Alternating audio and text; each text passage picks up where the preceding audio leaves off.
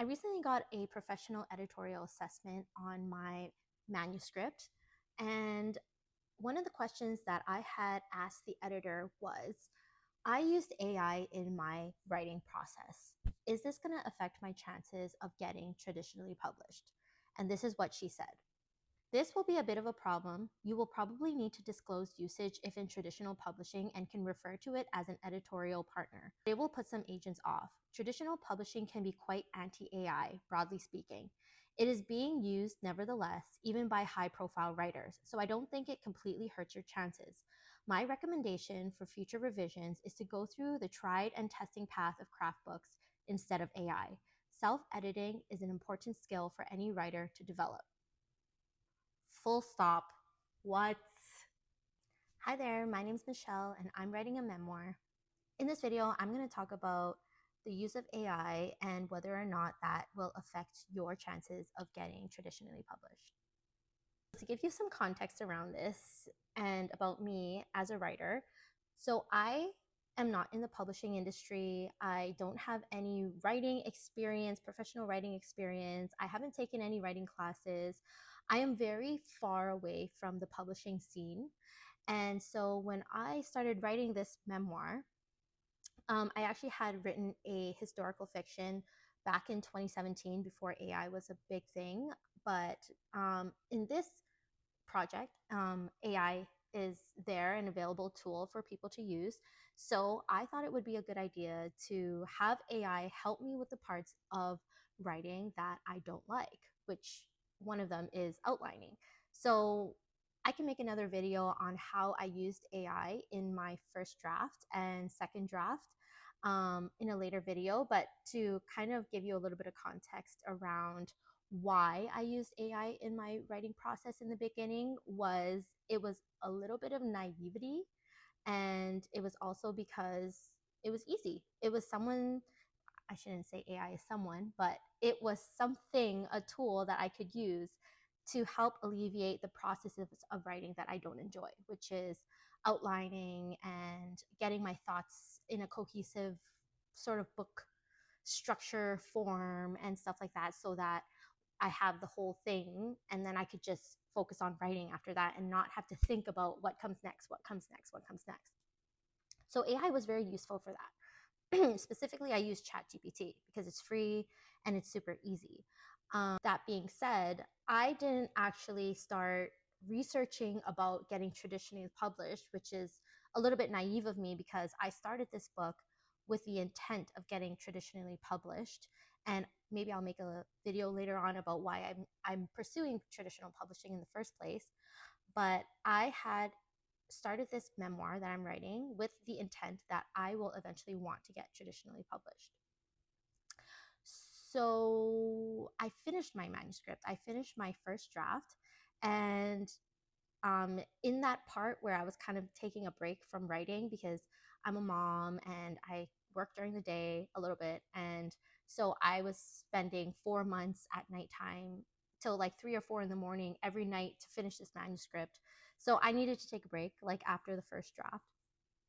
And then so I started doing some research on traditional publishing. And that's when I figured out that the publishing world and literary agents in general can be very anti-AI. Like some people go as far as like needing to have a blind eye on Google AI when they're researching something. Now there's a very, I would say, stigma around AI use and writing, and how a lot of people don't think it's fair that people should not be using AI in their writing process at all, um, or some people are really just strict no to generative AI and okay with using AI as an editing tool in other writing processes.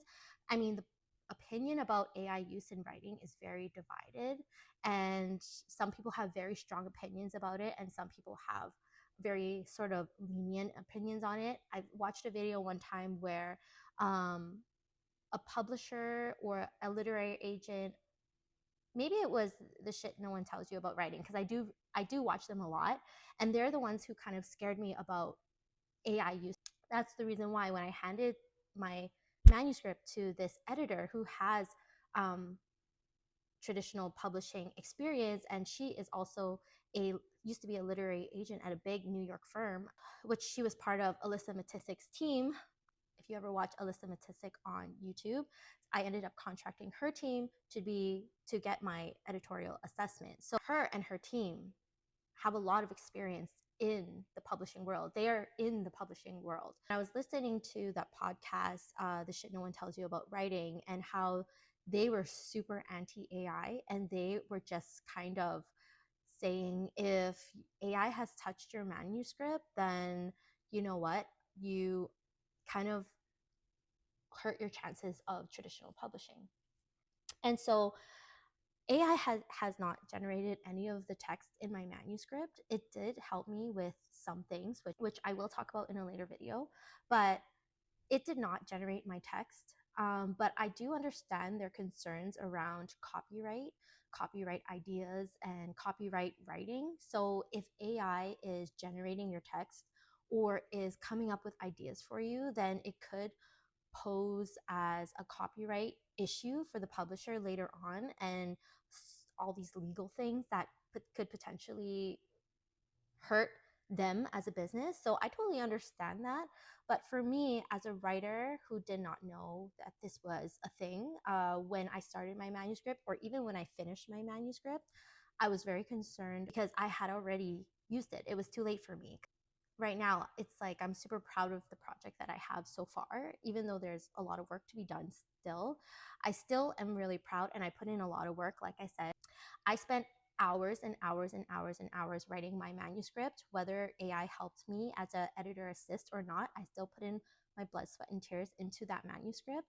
And for me, luckily, mine is a memoir. So it is about my own life. So I'm not worried about ideas and stuff being stolen from somebody else, because nobody else can really steal the ideas of a life that I've lived. So I'm not really worried about that for me, in my specific case. But I wanted to just talk about that in general, in case you were kind of like me and you started writing your manuscript using AI and hope to get traditionally published one day. It's something for you to be really, really aware of.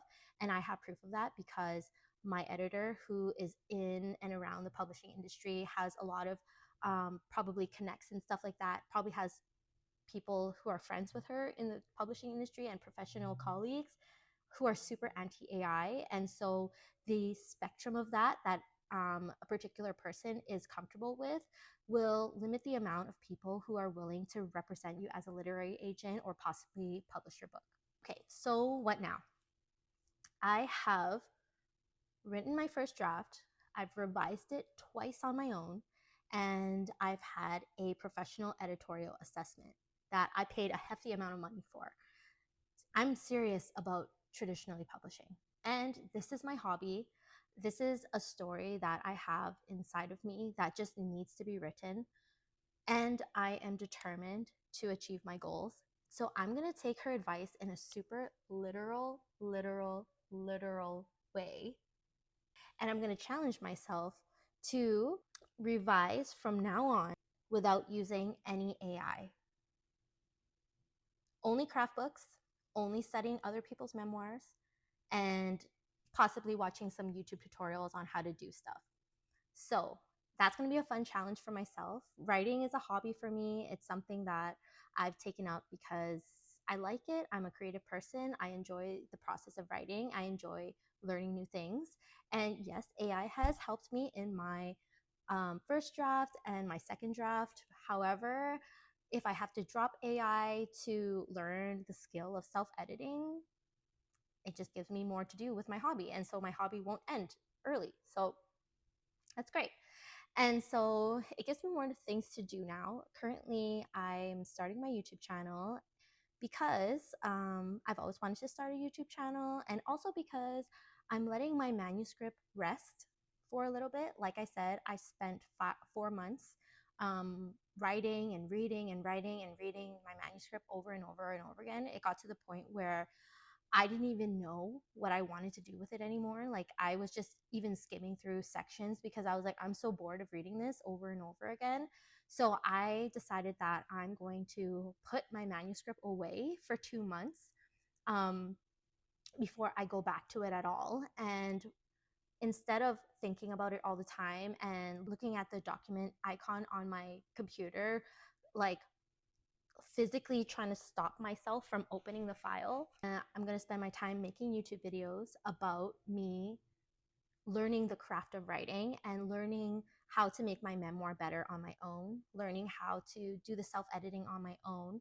I'll make a later video about AI and how, even if you're using AI, and even for me as well, even when I was using AI, you knew it was not going to be as good as human feedback. One of the things that I noticed over time was that it was giving me generic, inconsistent feedback about my work.